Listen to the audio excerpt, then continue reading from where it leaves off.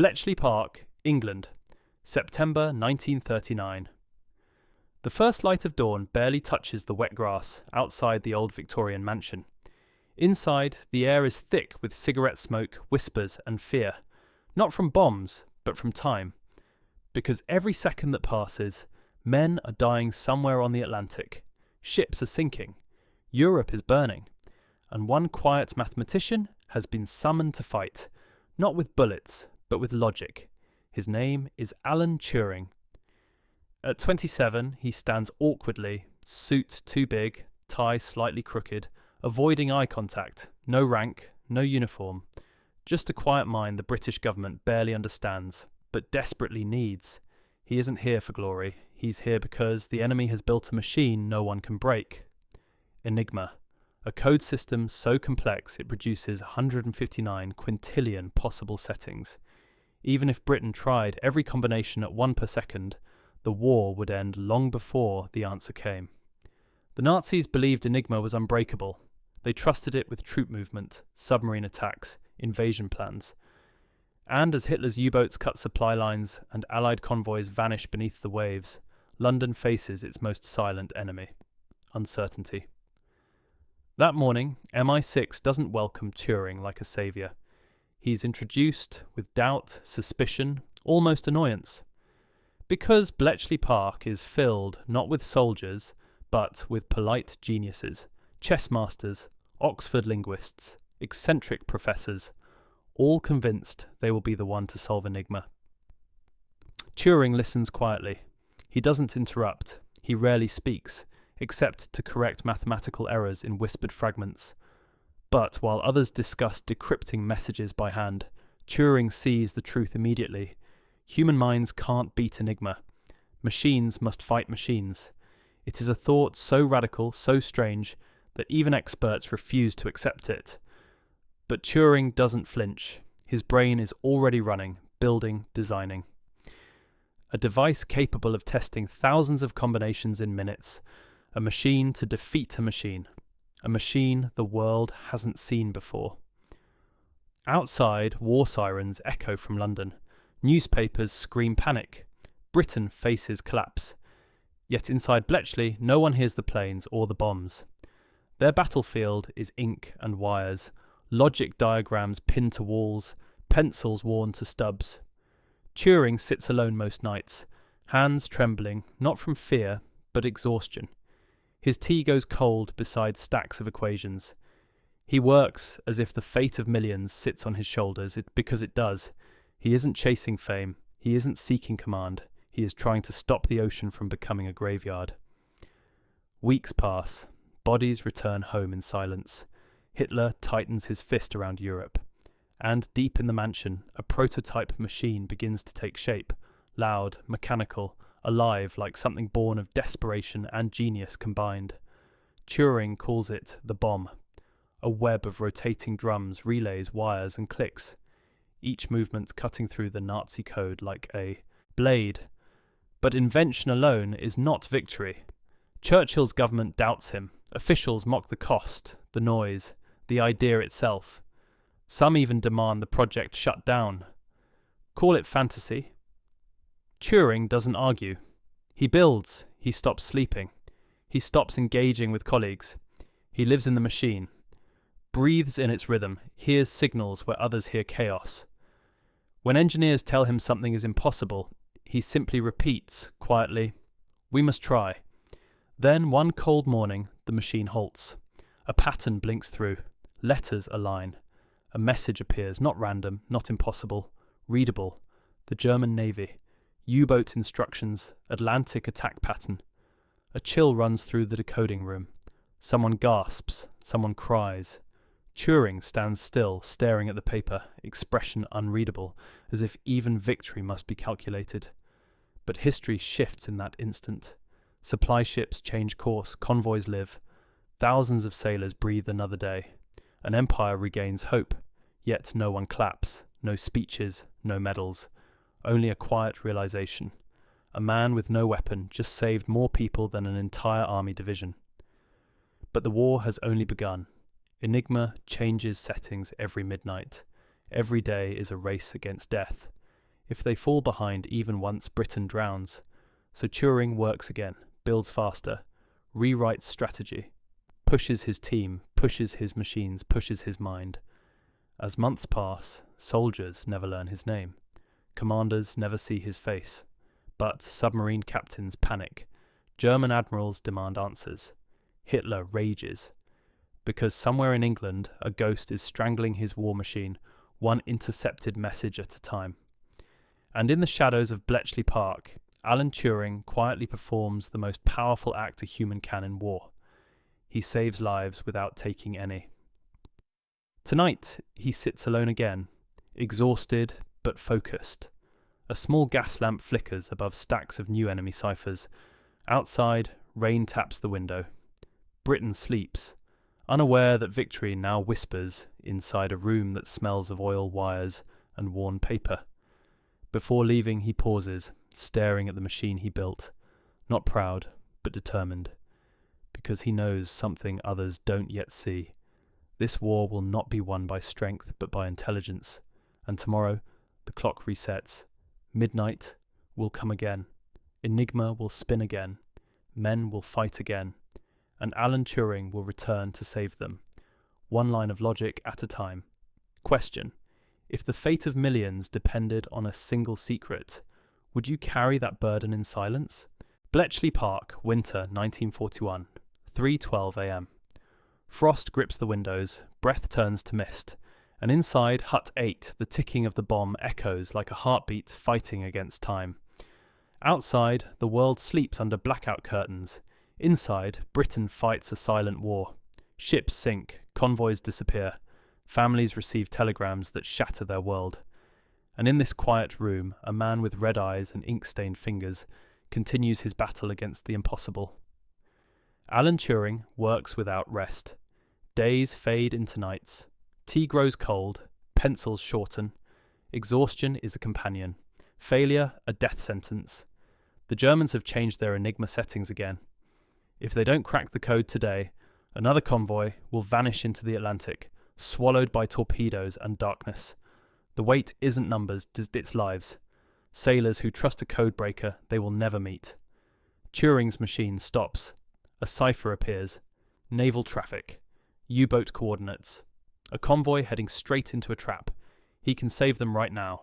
One signal, one call. But saving them risks exposing the truth. Enigma is broken. If Germany suspects, they will change the system again. The cost of saving thousands today might be losing millions tomorrow. The room is silent. Turing stares at the paper. No cheers, no applause. Just the unbearable arithmetic of war. He chooses silence.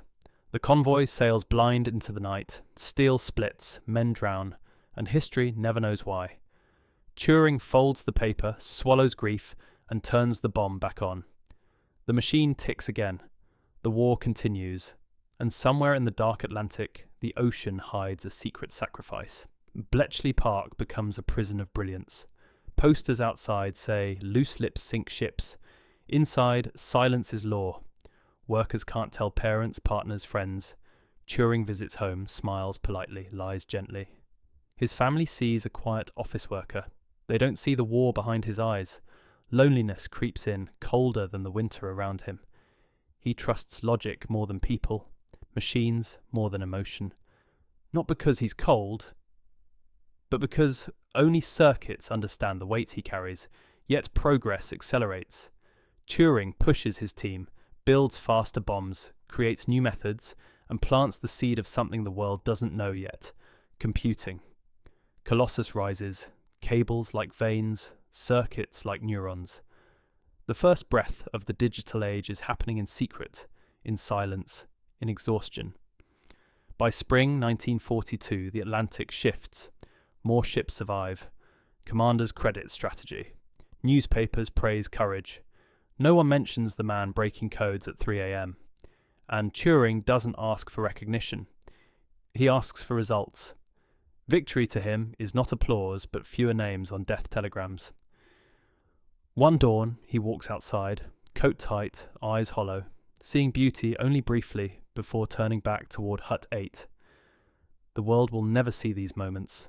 no statues, no speeches, just frost on grass and a tired man who keeps the ocean from becoming a graveyard.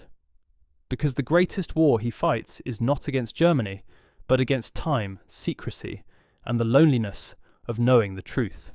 He doesn't fight with bullets, he fights with silence. He doesn't wear medals, he wears exhaustion, and history, unknowingly, owes him its breath. Question: if your greatest victories had to remain secret forever, would you still fight? Bletchley Park, 1943.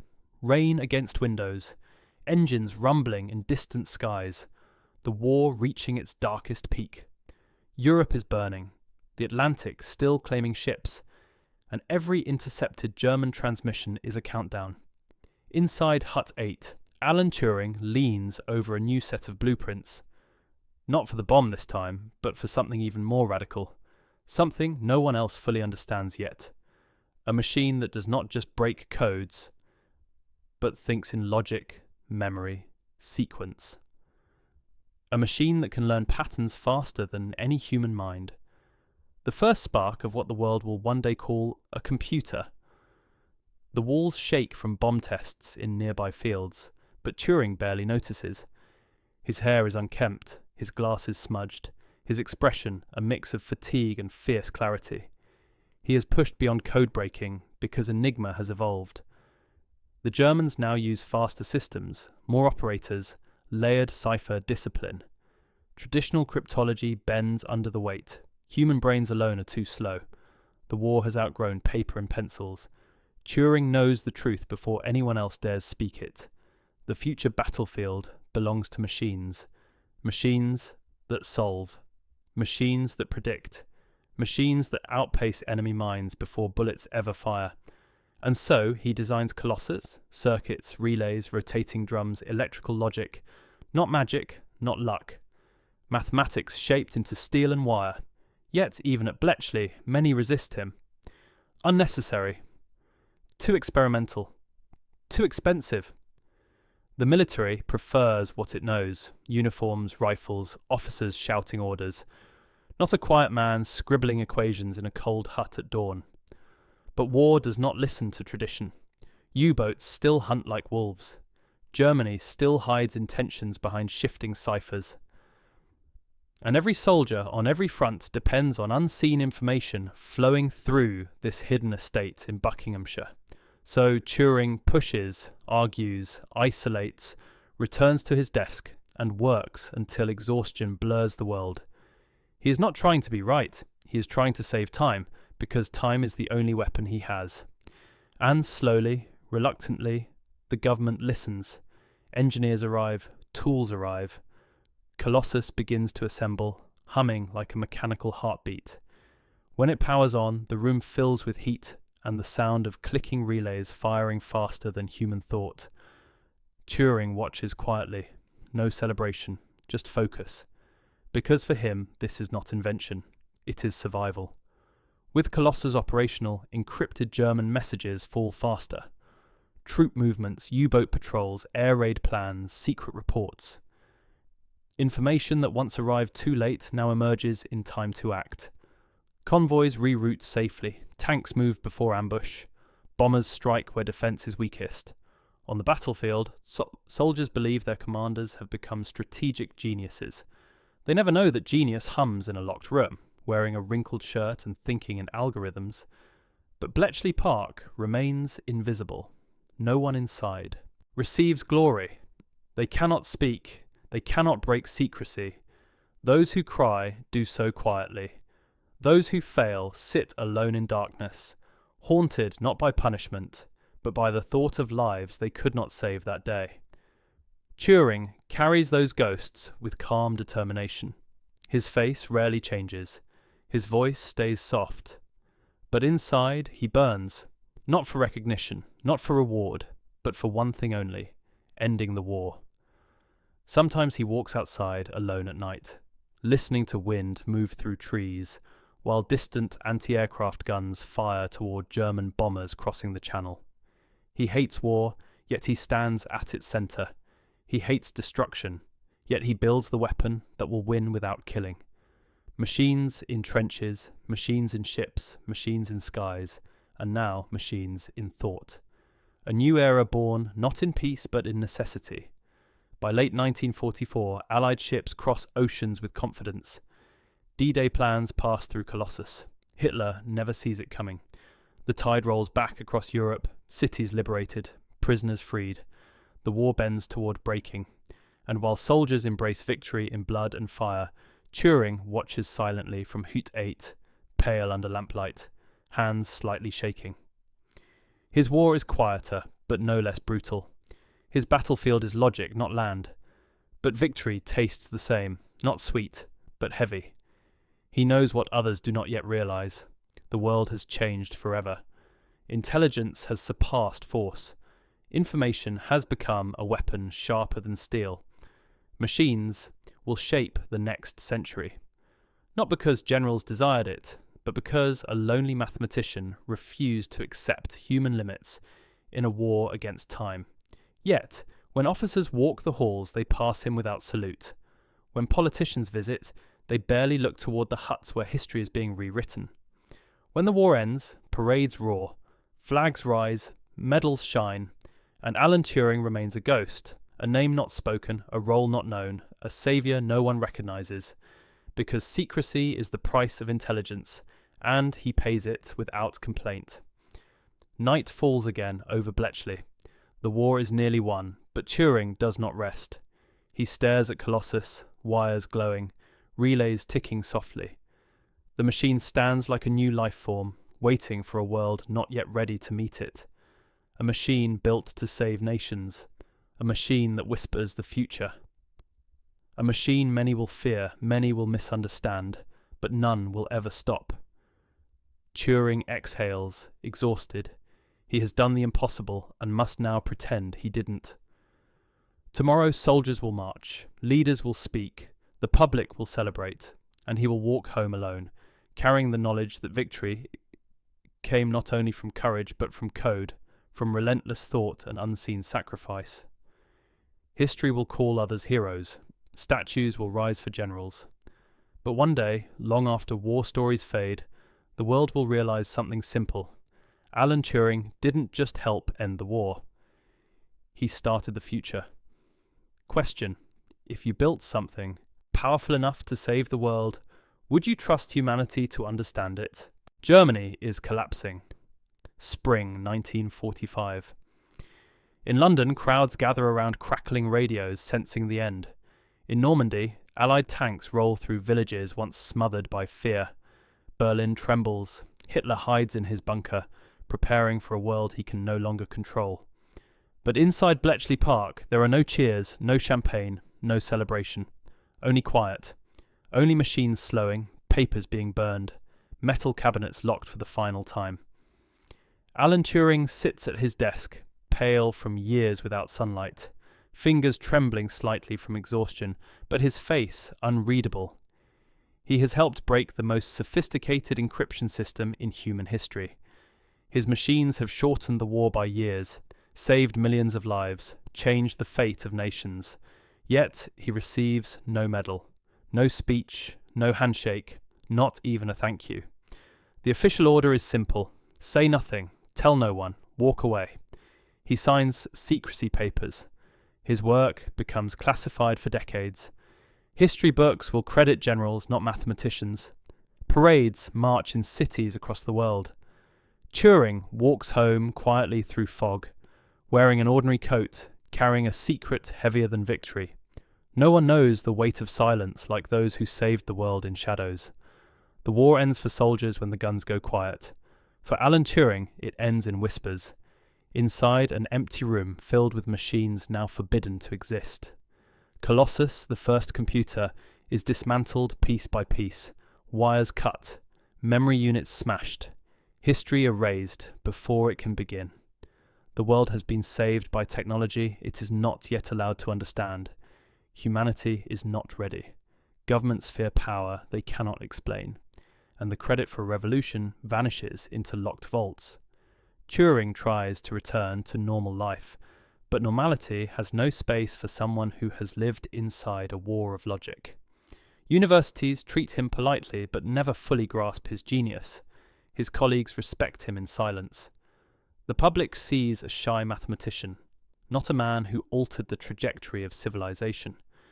The greatest achievement of the century remains invisible, and so does he. But his mind does not rest. The war may be over, but questions remain. How can machines learn? Can they think? Can logic imitate life?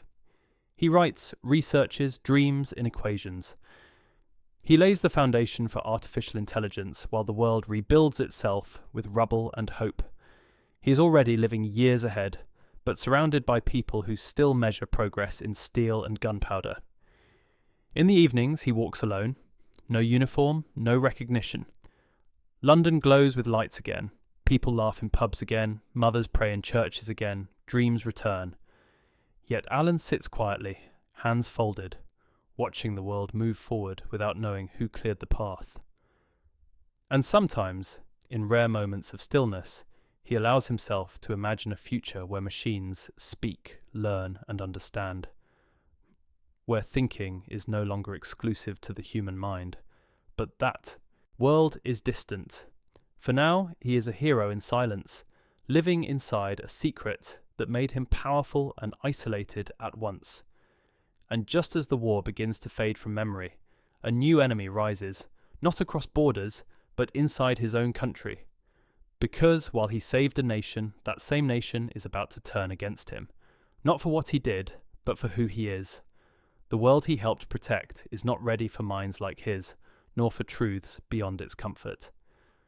Alan Turing survived a war against machines and dictators, but next he will face something far colder: prejudice, ignorance, and a legal system built to punish what it does not understand. A man who defeated the most dangerous weapon of the Nazis will soon be destroyed by the quiet cruelty of his own society. Question: if the world demands your genius to survive, but cannot accept who you are, is it truly a world worth saving? War ends. Britain lives.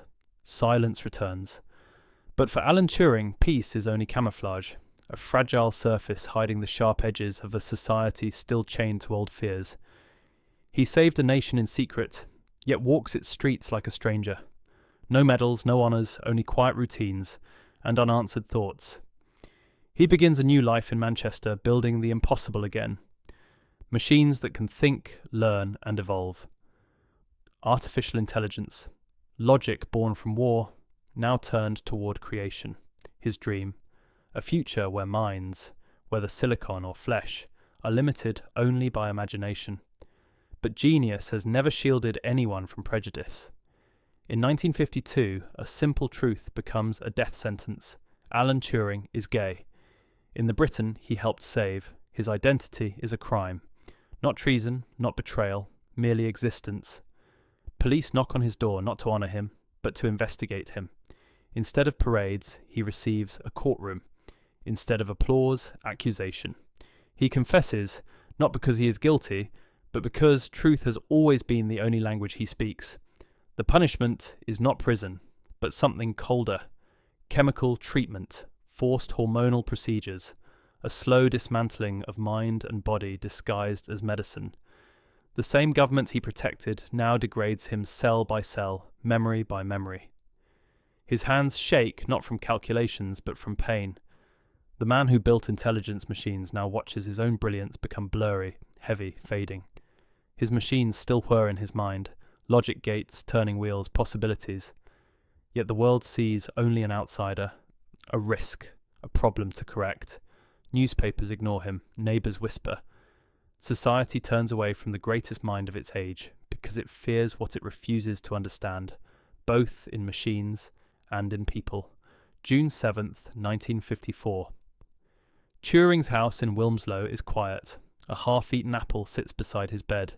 Police arrive hours later. The official report uses cold words, suicide. The world loses him quietly, just as it once saved itself quietly through him. No crowds mourn, no trumpets sound. Only a still room, a brilliant mind extinguished, and an apple that will become legend. Time passes. Years turn to decades. Computers rise. Encryption evolves. artificial intelligence grows. Machines speak, learn, strategize, all stepping on a foundation one man built under lamplight in silence. The world finally sees his footprint, but only long after he's gone. Governments unseal archives, historians reveal truths, statues appear, apologies arrive, too late, spoken to air. In 2013, a royal pardon come for a crime that never truly existed. Late justice is not justice, but history remembers now. And somewhere between the hum of modern servers and the cold logic of algorithms, one legacy stands eternal. Alan Turing did not lose to war, nor to machines, but to a world unprepared for the future he built. He once broke the code that could not be broken. He once saved a world that could not save him. He once asked if machines could think.